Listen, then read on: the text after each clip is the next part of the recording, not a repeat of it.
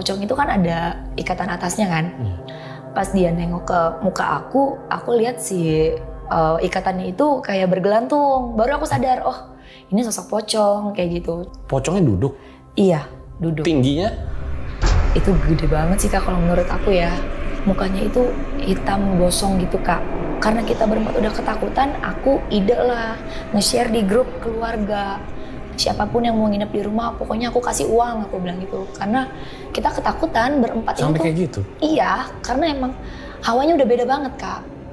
Sampai kakek aku pun ngomong, dia bilang, gue sholat rajin, ngaji bisa, tapi ini tuh beda, dia bilang. Gue juga takut, sampai kakek aku ngomong kayak gitu.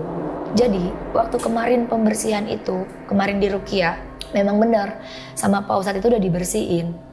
Dan mereka itu keluar dari rumah.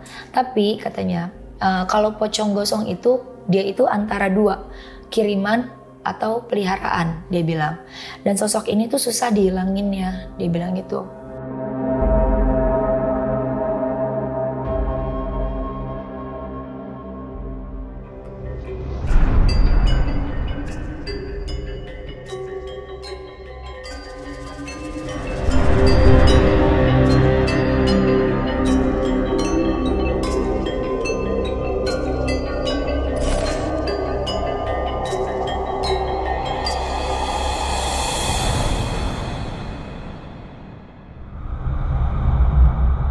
Jadi guys, sebelum dimulai gue pengen kasih dulu nih, ada satu top komen. Mungkin ini sepanjang sejarah RJL nih jadi top komen. Coba lo lihat dulu deh. Luar biasa banget, kita dia bilang jadi podcast agen CIA.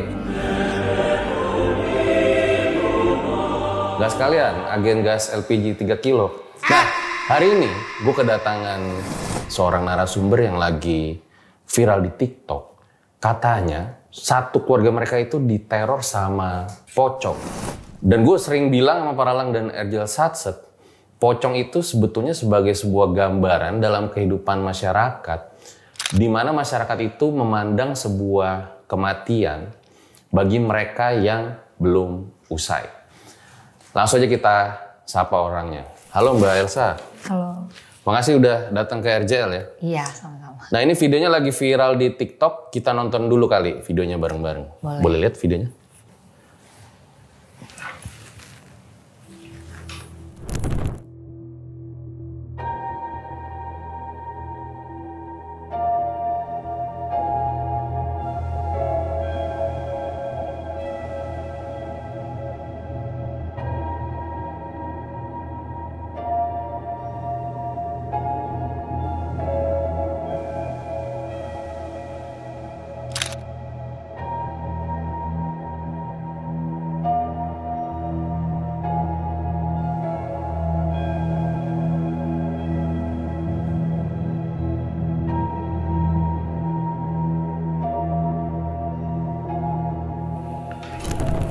Diteror sama pocong gosong.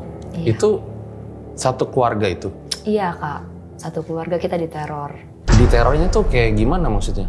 Kalau aku sendiri sih diterornya itu pertama itu didudukin. Terus yang keduanya itu dia duduk di samping aku, di samping kasur. Gitu. Terus sampai ke anak-anak aku juga. Pocong gosong? Itu gimana maksudnya?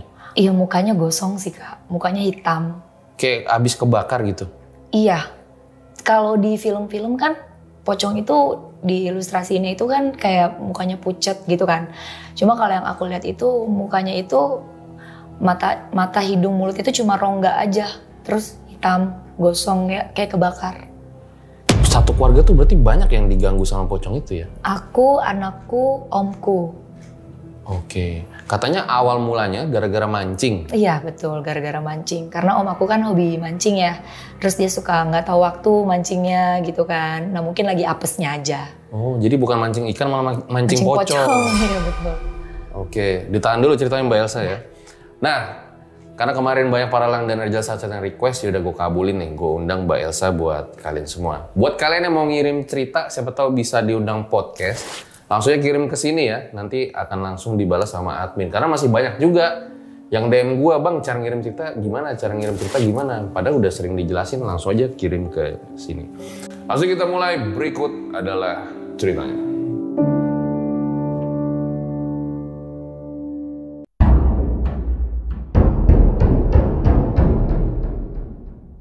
Ya seperti biasa guys, kalau di Erjel nggak ada narasumber, kita suruh tambah-tambahin ceritanya. Mbak Elsa boleh diceritain awal mula kisahnya tuh kayak gimana? Oke.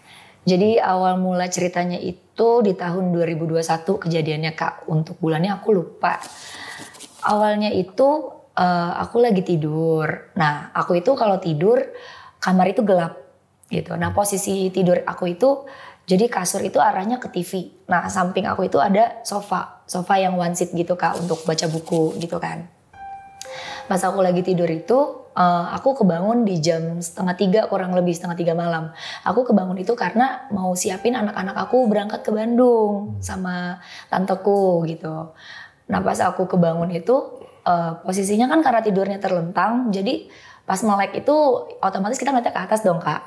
Nah aku lihat itu kayak ada sosok, cuma aku pikir itu mimpi. Tapi kalau aku bilang itu mimpi, aku bisa tahu aktivitas di sekitar aku gitu. Nah pas aku lihat sosok itu, aku lagi ngecerna nih, ini apa sih di atas badan aku gitu kan. Nah aku sadarnya itu kalau pocong itu kan ada ikatan atasnya kan. Pas dia nengok ke muka aku lihat si ikatannya itu kayak bergelantung. Baru aku sadar, oh ini sosok pocong kayak gitu.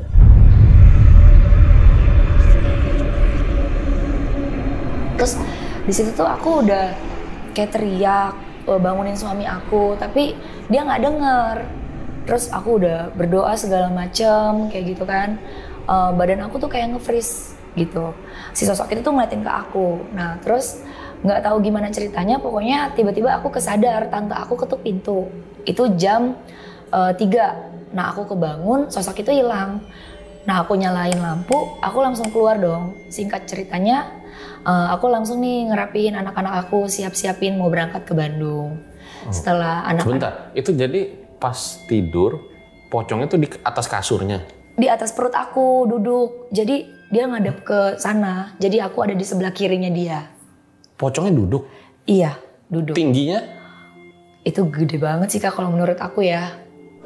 Karena jarak pandang kita tiduran sama duduk itu kan lumayan ya. Tapi aku bisa tahu itu tuh besar. Karena dari siluetnya gitu. Oh jadi dia hanya di atas perut Mbak Elsa? Aku, iya. Oke. Kayak gitu. Paginya langsung siap-siap tuh mau jalan? Iya, nah aku siapin anak-anak aku. Selesai mereka berangkat sekitar jam 3:30 subuh. Nah aku tidur lagi. Cuma karena aku masih kebayang yang tadi kan aku takut ya. Aku nyalain dong lampu kali ini yang kedua. Aku tidur lagi tuh. Posisinya aku tidur itu ngadepnya ke sebelah kiri. Ke arah sofa. Nah pas aku lagi tidur, tiba-tiba kayak gitu lagi Kak. Kayak kalau kata orang tuh apa sih, direp-rep gitu ya. Cuma aku tahu gitu aktivitas di sekitar aku tahu. Karena jam 3:30 itu kakek aku udah bangun mau sholat subuh. Jadi aku bisa dengar aktivitas di sekeliling aku gitu. Cuma pas aku lagi tidur nyamping gitu, aku buka mata, tiba-tiba sosok tadi duduk di sofa yang tempat aku baca buku itu. Cuma kali ini posisinya dia ngadep ke sana, aku di sebelah kanannya dia berarti gitu. Terus pas aku buka mata, kayak aku tuh, ini yang tadi lagi gitu kan. Cuma karena aku mikirnya itu mimpi ya, aku mau coba bangun tapi nggak bisa. Aku baca-bacaan segala macem masih nge-freeze badan aku. Bangunin suami aku pun juga udah nggak bisa gitu kan. Tapi aku tuh kayak tatapan aku tuh terpaku ke sosok itu. Sampai tiba-tiba si pocong ini ngadep ke arah aku Kak. Mukanya tuh nengok ke aku. Jadi kurang lebih tuh arah muka dia ke aku tuh sejengkal. Di situ aku baru sadar kalau ini tuh beneran pocong, bukan lagi dimimpiin gitu. Jadi pas dia nengok ke arah aku lihat mukanya itu dari mata, hidung, mulut itu cuma ada rongganya aja.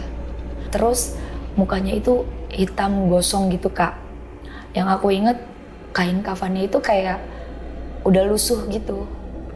Nah di situ aku nge-freeze, aku ngerasain itu aku udah teriak. Tapi keluarga aku tuh, suami aku tuh nggak denger gitu. Sampai entah gimana ceritanya, Tiba-tiba aku kebangun itu udah pagi, jam 6:30 pagi.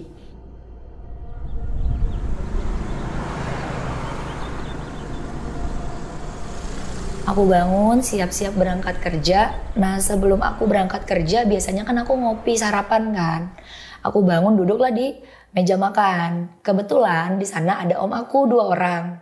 Om aku yang satu ini lagi makan juga di meja makan. Nah, yang satunya lagi tuh lagi di dapur, lagi cuci piring. Aku cerita dong ke om aku. Aku bilang, semalam dikasih mimpi, gak enak banget, mimpinya serem banget, aku bilang. Terus ditanya, mimpi apa? Mimpi pocong, aku bilang gitu. Pas aku ngomong kayak gitu, om aku yang lagi cuci piring tiba-tiba langsung dibuang gitu aja gitu kan. Nyamperin aku ke ruang makan. Terus dia tanya, kenapa kak? Kata dia gitu. Iya, dimimpin pocong, aku bilang gitu. Pocongnya kayak gimana? Dia bilang gitu. Ya pocong, aku bilang. Tapi mukanya gosong, aku bilang kayak gitu kan. Terus om aku langsung bilang, oh ini bukan mimpi, dia bilang gitu. Ini memang di rumah ini ada pocong, dia bilang kayak gitu. Nah, aku belum sempat tanya kenapa, aku langsung berangkat kerja, kayak gitu. Nah, aku berangkat kerja. Berarti yang ke Bandung anak-anak doang nih? Iya, anak aku sama tanteku. Terus pas aku berangkat kerja, itu kan pulang jam 6:30 malam ya.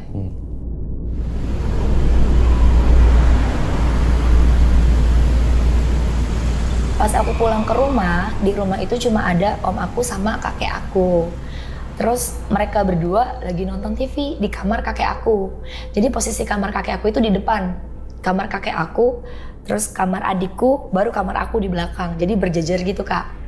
Nah, seperti biasa aku pulang ngopi dulu gitu kan. Gak langsung masuk kamar. Nah, selesai ngopi, aku mau masuk kamar nih, mau ganti baju. Jadi posisi kamarku itu kan ada kamar mandi di dalamnya. Aku masuk kamar. Pas aku lagi taruh tas mau ganti baju, ada suara ketuk pintu dari kamar mandi. Posisinya di kamar mandi itu nggak ada orang, gitu. Jadi ada suara ketukan karena sebelumnya kamar aku itu dipakai sama almarhum nenek aku. Almarhum nenek aku itu kan dulu kena stroke ya. Jadi dia kalau masuk kamar mandi itu diantar, terus ditinggal keluar. Nanti kalau dia mau keluar dia ketuk pintu, gitu kak. Jadi saat itu aku pikirnya, ini kebetulan malam Jumat ya kejadiannya. Aku ingat ini malam Jumat. Jadi aku pikirnya, oh ya udah itu kebiasaan nenek aku dulu. Aku nggak takut gitu kan. Nah suara ketuk pintu itu aku nggak takut. Pas aku mau ganti baju, tiba-tiba aku kebayang kejadian yang tadi pagi. Si pocong itu. Langsung dong aku sontak lari keluar ke kamar ke kamar kakek aku. Terus aku lompat ke kasur. Om aku sama kakek aku kaget. Kenapa? Dia bilang gitu, kata kakek aku. Terus iya aku cerita kan, mau ganti baju tiba-tiba ada yang ketuk pintu. Terus tiba-tiba kebayang sama pocong yang tadi pagi, aku bilang gitu. Terus kakek aku pun sampai ngomong, udah itu mah nenek lu kali pulang, dia bilang gitu kan. Jangan takut, kata dia gitu. Iya emang gak takut, aku bilang. Cuma tiba-tiba kebayang sama pocong yang tadi pagi, aku bilang. Udah nih, terus kita bertiga keluar kak. Keluar mana? Keluar dari kamar, kita duduk di meja makan bertiga nih, ngumpul. Terus lagi bahas pocong yang tadi. Aku tanya dong ke om aku, emang kenapa? Aku bilang gitu kan. Nanti kalau gue cerita lu takut lagi, dia bilang gitu. Karena lu lagi sendiri, kata dia gitu kan. Enggak, emang kenapa sih? Aku bilang gitu. Iya emang pocongnya gosong, kenapa emang kok tadi bilang di rumah ini ada pocong tuh kenapa gitu kan. Nah pas mau cerita, kebetulan tante aku pulang nih sama anak-anak kak. Terus pas tante aku pulang sama anak-anak, aku ngomong kan sama tante aku, sini dia duduk dulu, aku bilang gitu. Gue udah cerita, aku bilang gitu kan. Duduklah nih di meja makan itu berempat kak. Terus aku cerita soal kejadian tadi pagi, barulah om aku cerita. Om aku bilang, jadi dia itu pergi mancing di hari Sabtu malam Minggu. Nah itu tuh gak ada apa-apa kak. Nah pas di hari Seninnya, dia tidur, awalnya dia dimimpiin dulu. Dia dimimpiin itu, di dalam mimpinya itu dia kebangun ada di tengah-tengah danau. Dan itu dikelilingin sama banyak sosok, termasuk si pocong gosong itu, gitu. Terus hari Seninnya dia dimimpiin. Hari Selasanya dia itu ditampakin di depan pintu kamar. Jadi ada di sudut gitu kak, di sudut samping pintu kamar. Tapi dia nggak ngapa-ngapain, cuma berdiri aja, kata om aku kayak gitu kan. Nah terus habis itu keesokan harinya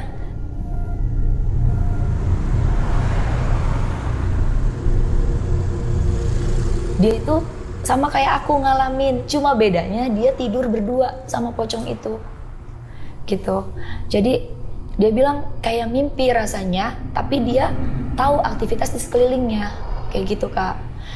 Yang kedua dia tidur sama pocong. Nah yang ketiga itu tidurnya sendiri emang om? Iya om aku sendiri kebetulan. Nah kamarnya itu sampingan sama kamar aku.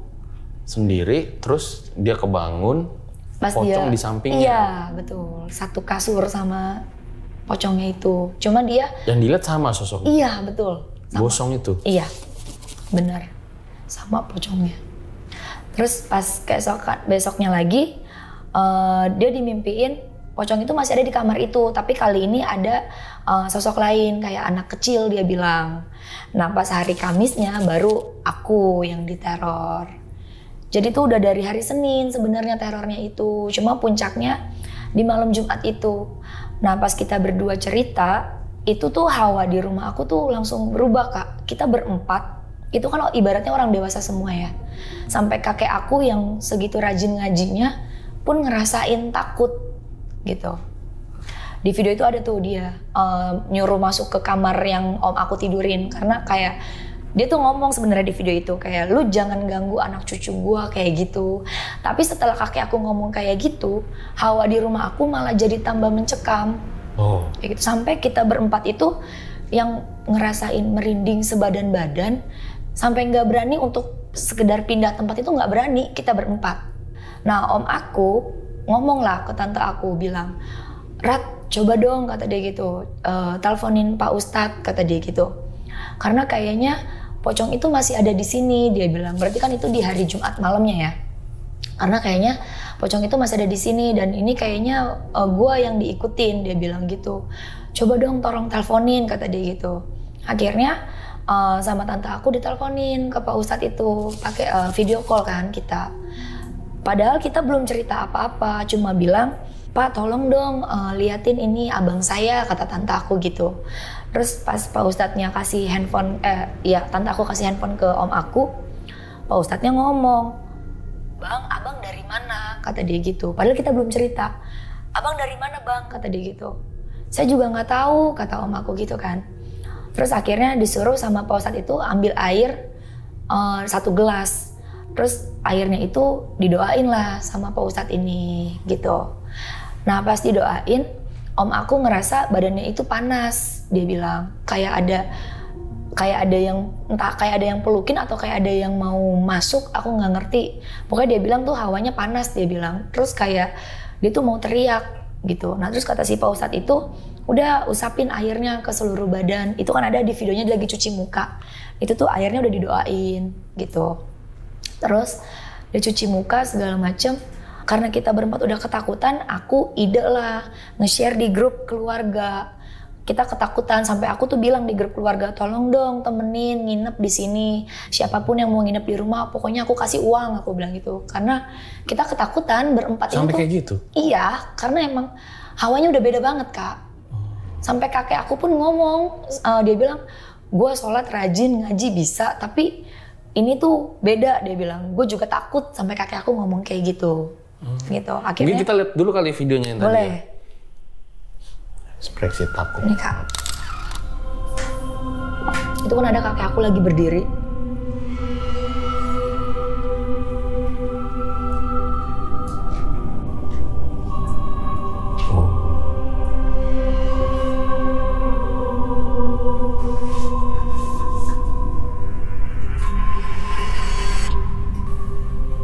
Oh, ini rame nih, berita sudah rame nih ya? Enggak, itu kita masih berempat sama ada anak aku di situ. Ini kita lagi ketakutannya.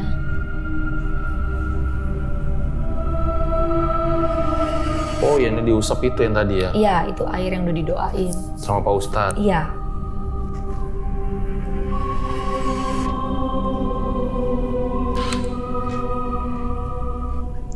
Oh iya ya?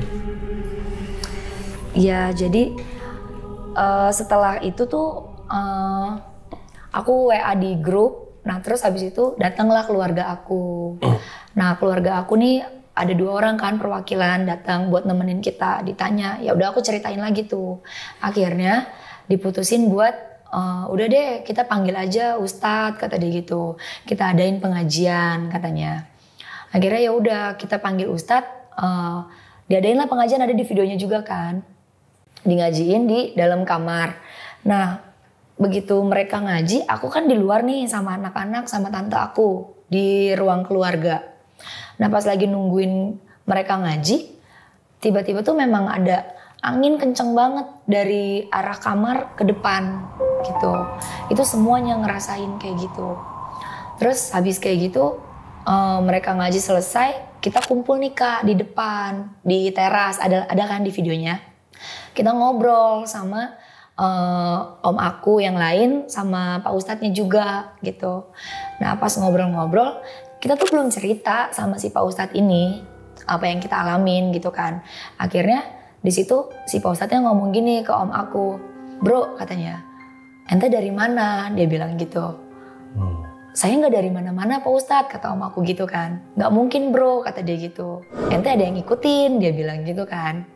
Terus om aku masih mikir tuh kayaknya nggak dari mana-mana karena dia pikir mancingnya itu kan emang udah kebiasaan gitu kan dan selama itu nggak ada apa-apa gitu.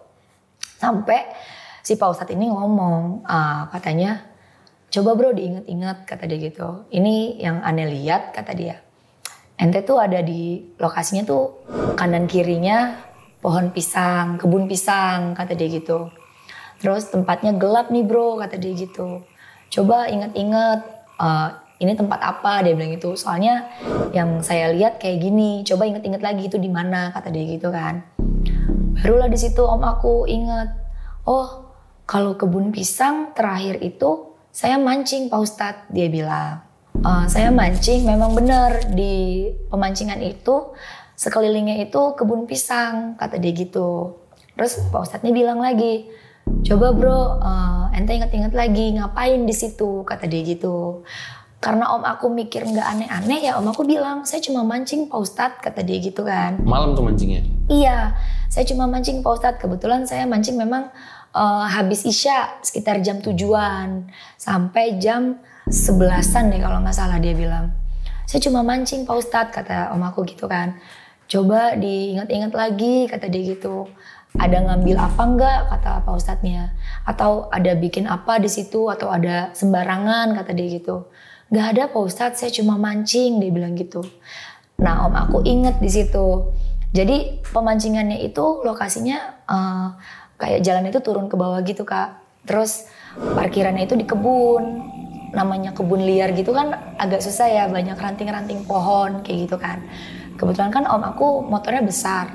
Jadi pas mau di standarin itu nggak bisa karena ada akar pohon kapuk.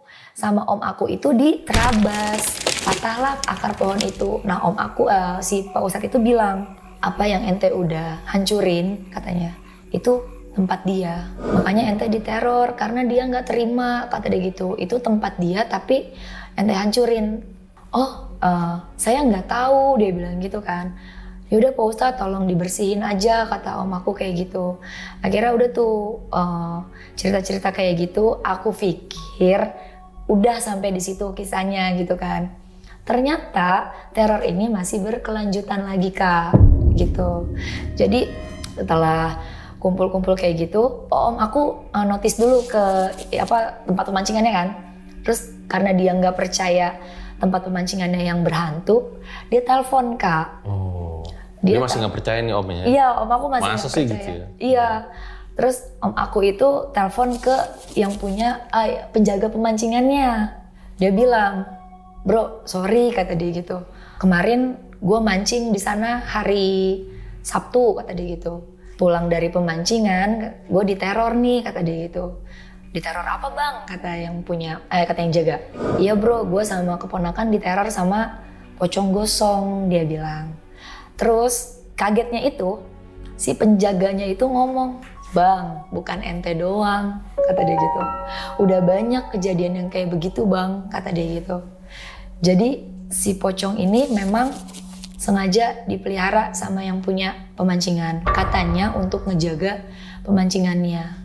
Akhirnya karena yang penjaga pemancingan ini konfirm terus sosoknya pun sama, pocong, baru om aku percaya kalau teror ini berawal dari dia pergi mancing. Nah, setelah pembersihan itu aku pikir udah selesai sampai di situ kisahnya gitu kan. Ternyata masih kelanjutan besoknya.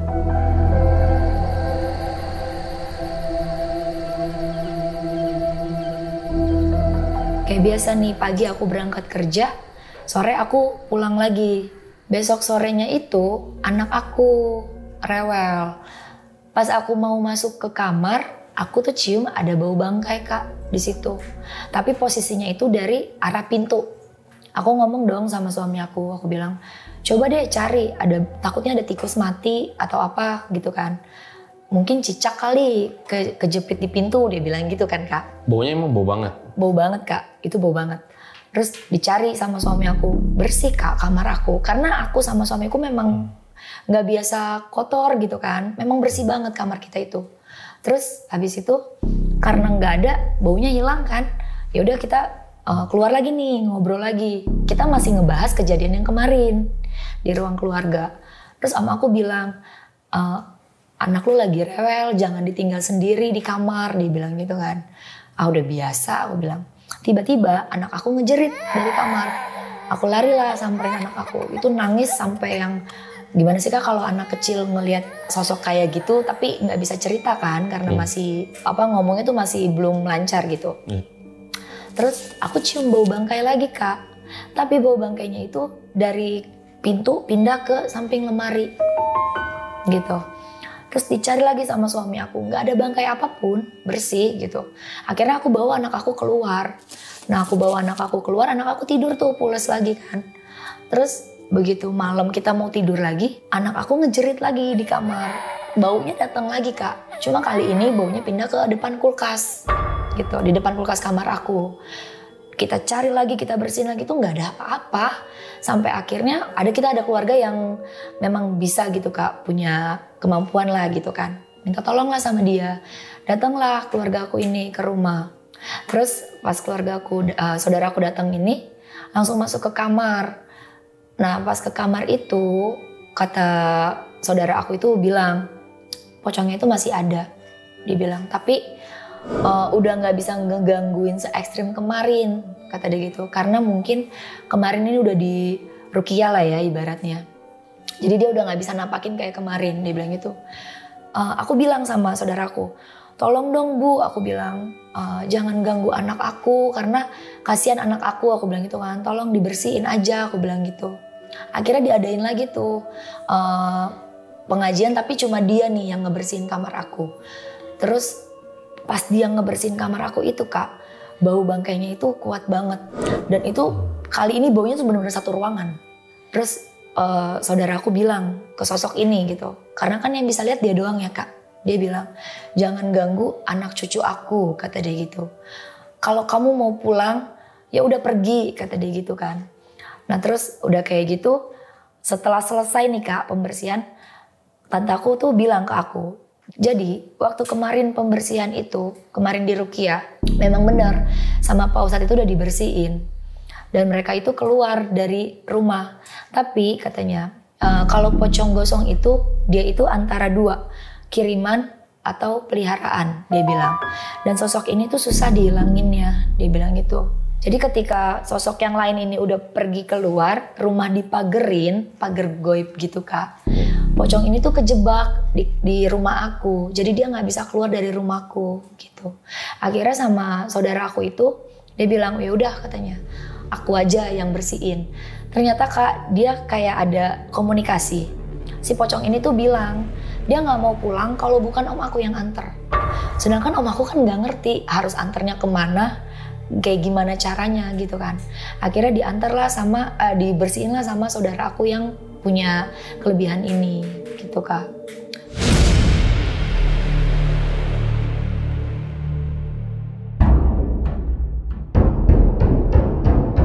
Sebenarnya sebelum om aku diteror pocong ini, jauh sebelum itu tuh om aku juga pernah diteror pocong juga. Waktu itu tuh om aku lagi kerja. Terus om yang sama ya dia. Aku nggak tahu gimana awal mulanya karena udah lama banget kan. Cuma aku inget waktu itu ditelepon sama orang. Katanya om aku itu linglung. Gitu. Iya, jadi dia lagi isi bensin posisinya. Om aku linglung, terus dikasih alamatnya, disamperin, dibawa pulang. Nah pas udah di rumah itu dia sadar, ditanya dong kenapa gitu. Jadi kata om aku tiba-tiba dia lagi isi bensin itu, sepenglihatannya dia itu semuanya itu pocong kayak gitu Kak. Sampai dia tuh bingung gitu, dia nggak bisa ngapa-ngapain tapi dia tahu gitu, dia lihat, dia tahu nih di daerah mana tuh dia tahu, cuma dia nggak bisa ngapa-ngapain gitu. Terus akhirnya sama kakek aku dibilang apa sih namanya Kak, disuruh kayak diobatin lah gitu kasarnya. Jadi sebelum pengalaman yang viral ini, udah lama Om juga pernah? Iya, pernah diganggu sama juga. Pocong juga. Iya betul. Di pom bensin, dia ngeliat pocong? Iya, jadi yang dia lihat tuh semuanya pocong, tapi bukan cuma satu, banyak. Di pom bensin semuanya pocong? Iya, sampai disamperin sama keluarga karena dia udah nggak bisa pulang karena linglung. Terus pernah juga lagi ngobrol santai di rumah, tiba-tiba dia tuh kayak orang dicekik gitu Kak. Jadi dia duduk di ruang tamu di sofa. Terus dia kayak kepalanya itu dongak ke atas kayak orang kecekik gitu. Dia nggak bisa ngomong. Dibilangnya sih kayak orang kerasukan ya Kak. Gitu. Lagi-lagi pas ditanya kenapa, ya dia bilang yang dia lihat pocong. Nah akhirnya setelah kayak gitu kan kakek aku nih agak-agak dia percaya lah ya sama mistis-mistis. Kalau kita kan kurang terlalu percaya gitu Kak. Dibilang lah sama om aku, takutnya kata kakek aku, pocong ini mungkin ada yang iri sama kerjaan om aku. Karena om aku itu kerjanya tuh lagi bagus waktu itu. Gitu. Nah terus kakek aku tuh ngenalin temennya ke om aku. Katanya temennya kakek aku itu orang bisa lah gitu untuk nyembuhin si om aku itu. Akhirnya om aku setuju, maulah disembuhin Kak. Tapi memang awalnya itu dia benar Kak, maksudnya benar mau disembuhin gitu Kak. Tapi lama-lama semakin kesini itu semakin melenceng gitu. Jadi om aku pernah disuruh kayak semacam ritual gitu Kak. Itu kebetulan di kamar aku dulu aku nggak tinggal di situ gitu. Nah di kamar aku itu kosong kan. Nah om aku itu di kamar aku itu ngadain ritual. Dia itu kayak disebutnya meraga sukma gitu. Jadi om aku nih dikasih kayak aku pernah baca doanya Kak, ada ditulis di buku gitu Kak doanya. Cuma aku lupa. Ini sih sebenarnya bukan doa ya, kayak lebih ke mantra. Jadi di situ boleh nggak sih disebutin namanya? Apa? Tulisannya untuk Dewi Ratnasari yang ada di ujung genteng. Yang aku hafal itu bagian pertama. Karena pas aku lagi baca sama kakek aku bukunya ditutup. Dia bilang nggak boleh dibaca. Gitu. Nah terus om aku tuh baca itu dibaca mantra itu. Tiba-tiba kata om aku, jadi posisinya kata om aku itu dia lagi duduk di atas sejadah Kak. Cuma pas dia setiap ritual itu rumah aku itu digelapin semua dari depan sampai dalam itu gelap gulita. Dan orang-orang di rumah itu nggak boleh keluar kamar. Jadi aku, adikku, tanteku sama nenek aku itu di dalam kamar. Itu benar-benar nggak boleh bersuara kalau mereka lagi ada ritual kayak gitu Kak. Terus aku sampai ngomong kan ke nenek aku, kok sampai kayak gini banget. Udah yang penting si Arifin bisa sembuh gitu kan. Ternyata setelah ritual itu, om aku kan cerita nih Kak. Jadi dia bilang dia itu lagi ada di pantai. Padahal dia lagi di rumah. Dia ada di pantai, terus di pantai itu dia itu disamperin sama kayak ajudan gitu Kak. Tapi pakai bajunya itu kayak baju-baju kerajaan. Terus dia dibawa masuk ke dalam istana. Om aku bilang istananya itu pintunya terbuat dari emas. Terus lantainya itu kayak dari berlian gitu Kak. Gitu. Dia masuk ke dalam situ. Terus ketika masuk itu dia disambut sama sosok 2 orang itu, perempuan sama laki-laki. Terus dibilang gini, kamu mau apa? Kamu mau harta dan kekayaan? Saya bisa kasih. Kamu mau kekuasaan? Saya juga bisa kasih.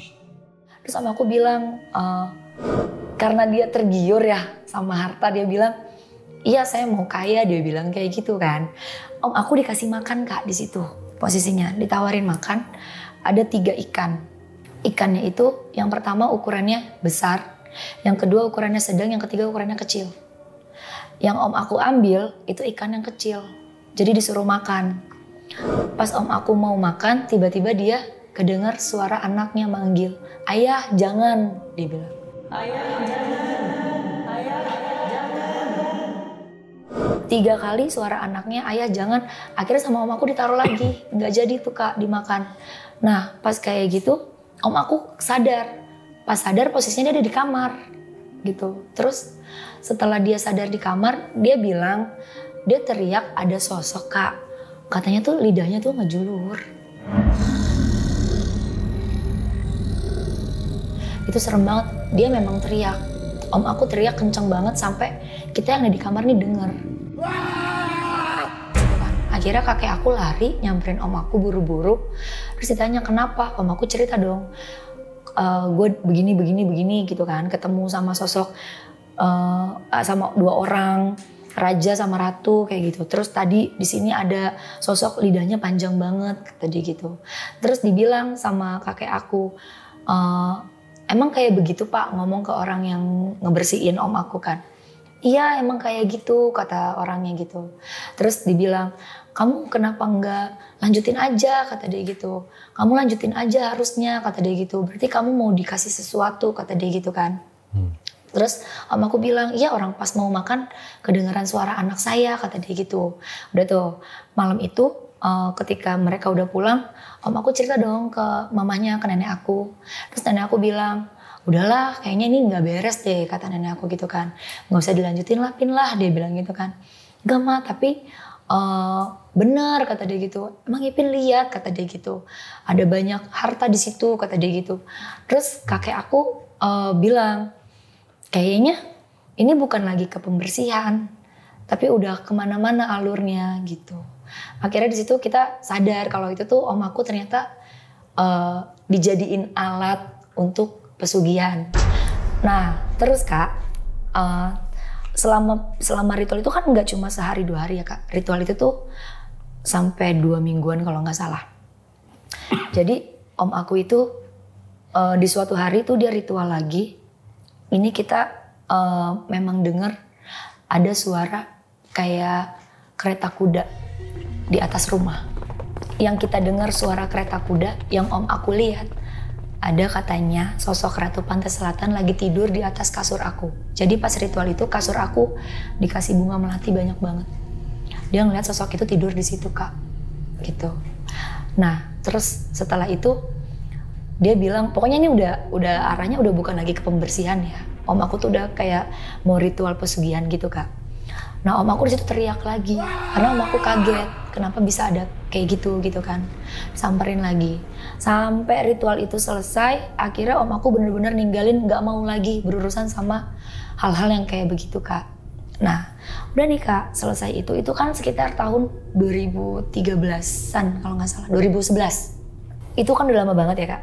Di tahun 2012 nih, tahun baru, malam tahun baru itu, kita pergi ke Anyer waktu itu.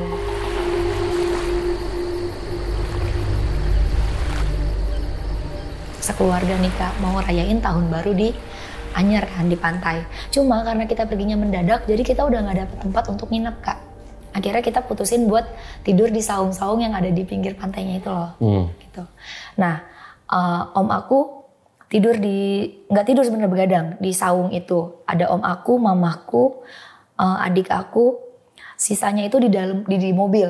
Anaknya om aku, aku sama istrinya om aku. Di tengah malam itu Kak, setelah selesai kita kembang apian itu kan jam 12 ya Kak, sampai jam 12:30. Nah, Terus kita tidur nih Kak, itu sekitar jam 2:30, anaknya om aku kebangun. Tiba-tiba dia jalan dari mobil ke arah laut. Terus dipanggil dong sama om aku, namanya kan Naila. Nay mau kemana gitu kan, Nay dipanggilin. Terus si anak ini ngomong, aku dipanggil ya, kata dia gitu. Jadi ada yang manggil dia dari tengah laut gitu Kak. Terus disamperin, terus aku bilang kejar, dikejar lah sama om aku kan. Terus diangkat, digendong. Terus wah ngigo nih anak, dia bilang gitu kan. Tidurin lagi. Terus pas kita mau tidur, om aku mau tidur nih Kak, jam 3-an itu. Tiba-tiba di kupingnya dia itu ada yang bisikin ngomong gini, kamu dari mana aja Arifin? Saya udah tungguin kamu lama. Suaranya kayak gitu. Dia ingat suaranya itu adalah suara sosok yang ngajakin dia makan di dalam istana itu. Dia kebangun Kak, habis itu dia istighfar tuh, dia berbacaan deh pokoknya pada intinya. Terus udah tuh aku pikir, dia pikir udah selesai di situ aja kan, kayak mimpi aja gitu Kak. Pas paginya kita kan udah bangun nih, kita mau main ke pantai kan, ke laut. Aku sama om aku yang lain sama keluarga aku yang lain lagi main nih Kak di laut, main bola.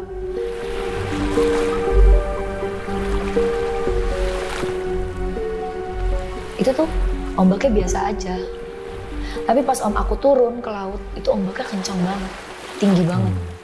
Terus pas kita balik, om aku balik, ombaknya biasa lagi. Kita main lagi dong. Terus pas om aku datang lagi ke laut itu, begitu lagi ombaknya. Pas malam ya, om aku dimimpiin lagi. Dibilang, saya udah nunggu kamu lama Arifin, tepatin janji kamu yang mau nikah sama anak saya, gitu. Ternyata tuh om aku baru sadar di situ kalau dia tuh bener-bener dibawa ke pesugihan, kayak gitu Kak. Sebenarnya tuh yang banyak diteror itu sebenarnya om aku, gitu. Kalau aku kebetulan cuma yang pocong gosong kemarin itu aja. Jadi sebenarnya ini cerita di masa lalunya nih, iya. Sebelum yang viral sekarang.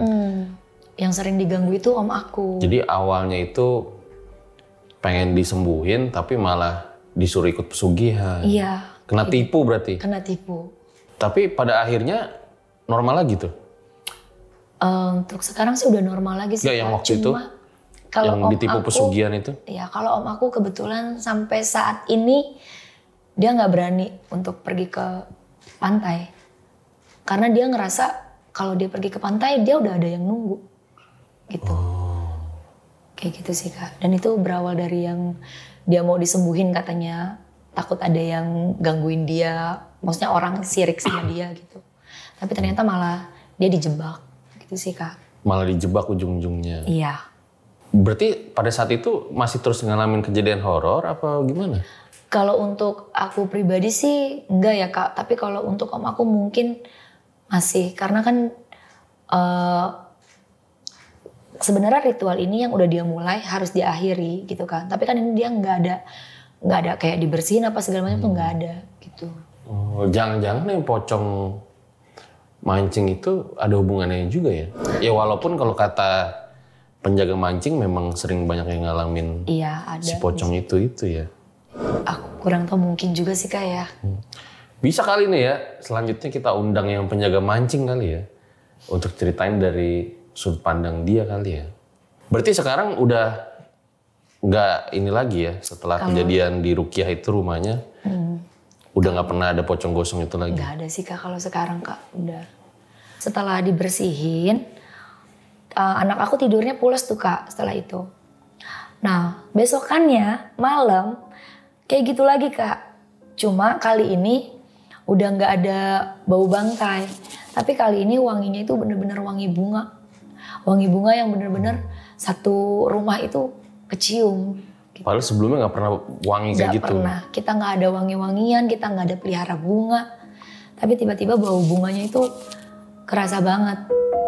Nah jadi pas ada wangi-wangian kayak gitu, aku tanya dong ke saudara aku itu kan, ini ada wangi-wangi bunga, padahal di rumah itu nggak ada bunga, nggak ada wangian ruangan juga gitu kan.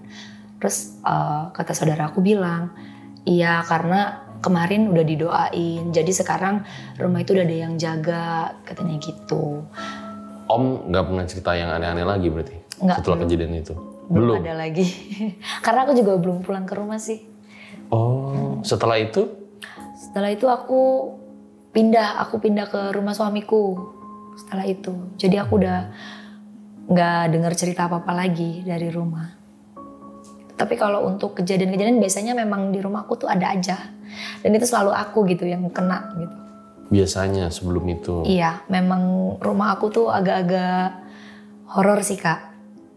Bisa dibilang. Karena bukan sekali 2 kali. Pernah juga ada kayak driver GoFood. Itu waktu itu aku lagi hamil. Aku order GoFood itu jam 12:30 namanya orang lagi ngidam ya Kak. Terus pas GoFoodnya datang, di depan rumahku itu kan ada pohon jambu.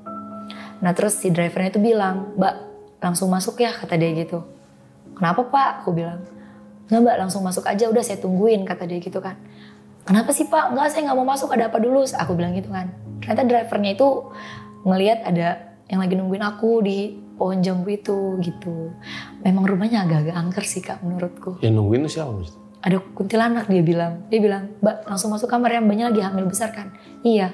"Ya langsung masuk kamar aja soalnya ada yang nungguin." "Siapa emang yang nungguin Pak?" Aku bilang. "Itu ada kuntilanak," kata dia gitu. "Udah langsung masuk aja," dia bilang. Udah aku langsung masuk ke kamar. Kayak gitu sih Kak. Emang rumahnya itu yang padat penduduk kiri kanan atau masih kebun-kebun? Sebenarnya rumahnya sih padat penduduk Kak. Cuma aku nggak tahu ya Kak, rumah aku emang serem aja gitu. Dan itu tuh sering kejadian. Rumah tua gitu? Enggak, rumah baru. Kita baru bangun rumah itu. Tapi emang serem aja gitu. Nggak ngerti kenapanya. Ya yang terakhir itu yang pocong gosong tadi ya? Iya, terakhir pocong gosong itu. Walaupun masih banyak teka-tekinya terkait pocong itu sebenarnya ada hubungan dari awal kah? Atau memang ini kejadian berbeda kah gitu ya? Iya. Nah kalau menurut kalian kayak gimana guys? Boleh banget komen di bawah. Oke, makasih ya Mbak Elsa udah datang dan bercerita di RJL. Nah, nggak tahu kalian setuju apa enggak misalnya kita undang dari POV yang jaga mancingnya gitu ya. Nggak tahu juga dia mau cerita apa enggak gitu. Karena kan dia justru malah bilang bosnya punya pesugihan pocong ya secara nggak langsung ya. Jadi mungkin ini agak sensitif. Kalaupun bisa mungkin nanti mungkin orangnya pakai masker kemungkinan. Nah, gue rasa cukup demikian episode pada kali ini. Ambil baiknya, buang buruknya. Dan dengan ada kisah-kisah seperti ini, kalian juga bisa ambil pelajarannya bahwa ternyata ketika kita misalnya lagi menderita gitu loh, tidak menutup kemungkinan juga ada pihak-pihak yang memanfaatkan. Seperti cerita tadi omnya Mbak Elsa ya, ketika memang lagi butuh banget untuk pertolongan, malah ditipu. Nah semoga kita juga bisa belajar dari pengalaman ini. Gue Fajar Ditya, RJ5 undur diri. Ciao.